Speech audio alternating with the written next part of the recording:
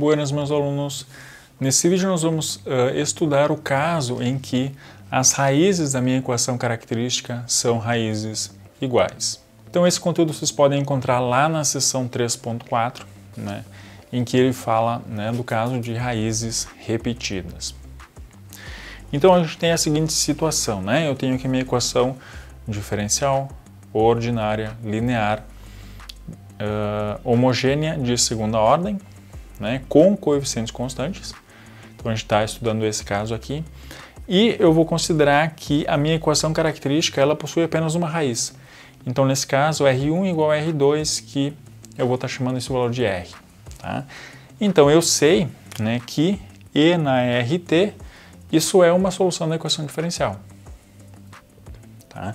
E nesse caso eu só consigo uma solução porque, né, esses dois valores são o mesmo. Né? Ambas as raízes são iguais. Então isso me dá apenas uma solução dessa equação diferencial. Tá? E aí agora eu preciso de uma segunda solução, né, para formar o meu conjunto fundamental de soluções. Então para encontrar essa segunda solução eu vou utilizar aquele método que a gente viu há algum tempo atrás, o método de D'Alembert, né, que ele se aplica nesse caso aqui, porque eu tenho uma equação diferencial de ordem 2, eu tenho uma solução, eu vou utilizar aquele método para transformar esse problema em um problema de ordem 1. Então o método de D'Alembert, ele me diz, então, né, ele sugere procurar a segunda solução, né, dessa equação diferencial na forma v de t, né, uma função v que eu tenho que encontrar, vezes a primeira solução. Então nesse caso, né, a minha primeira solução, y1 é e na RT, então meu y2 vai ser uma função v vezes e na RT. Então agora de novo, né, para isso aqui ser solução, bom, tem que satisfazer a condição inicial. Então vamos calcular as derivadas e substituir aqui na equação diferencial. Então a primeira derivada, a derivada desse produto, né, regrinha do produto. Então derivada da primeira função vezes a segunda, mais derivada da segunda, derivada dessa exponencial, então r e na RT vezes a primeira. E a derivada segunda, né? Então de novo, derivada desse produto, regrinha do produto.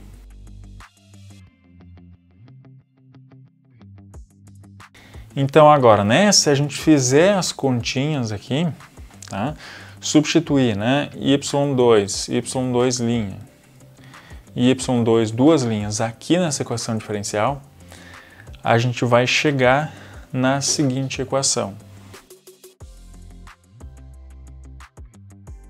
Então, né, substituindo aqui, eu vou chegar nessa equação aqui. Tá? AV duas linhas mais 2RA mais B, V' igual a zero. Então a minha função V ela tem que satisfazer essa equação aqui. Nesse caso aqui, né, quem é que vai ser o meu valor R? Será que eu consigo encontrar ele? Eu consigo, né? Por quê? Porque a minha equação característica é AR ao quadrado mais BR mais C igual a zero. Então, aplicando Bhaskara aqui, o meu valor de R ele vai ser menos B mais ou menos raiz de B ao quadrado menos 4AC sobre 2A. Então, se eu tenho raízes iguais aqui, isso quer dizer que o meu discriminante aqui é igual a zero.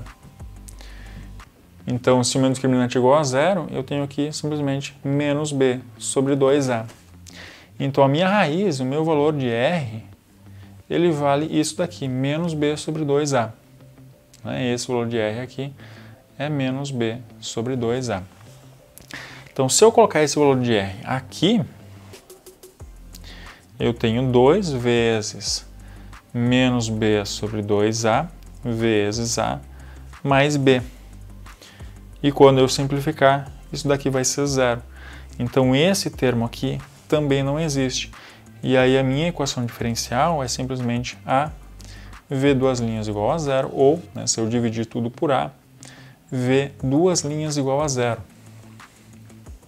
E essa equação aqui é bem simples de resolver, né? Então, se V duas linhas é zero, então quer dizer que V' é uma constante. Vou chamar de C1 e V, né, integrando mais uma vez, isso é C1 vezes T mais uma constante C2. Então está aqui a minha função V. Então agora voltando para cá, isso me diz, né, que a minha solução V2 ela é a função V, então C1 vezes T mais C2 vezes E na RT. Então isso daqui é C1 T E na RT mais C2 E na RT. Então notem, né, que a minha solução y2, essa parte aqui, na verdade, isso é y1. Então o que eu vou fazer aqui é considerar y1 igual a E na RT e y2 igual a T E na RT. Se eu desconsiderar essa parte aqui da minha solução y2, porque essa parte aqui ela já está incluída nessa solução aqui y1, né? Então o que eu tenho de diferente aqui da solução y1 é isso daqui. Então eu vou considerar esse conjunto aqui, y1 igual a E na RT, que era a minha primeira solução, e y2 igual a TE na RT, que é o que eu encontrei de diferente aqui. Então agora, será que essas duas soluções elas vão formar um conjunto fundamental de soluções para essa equação diferencial aqui?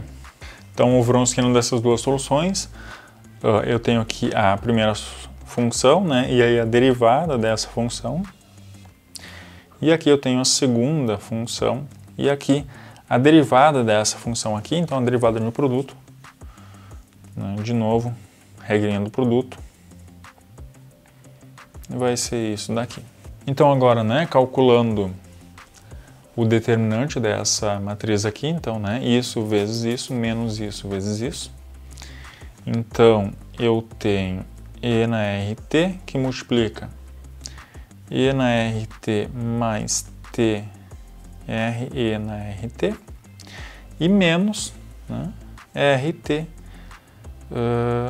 E na 2RT, né?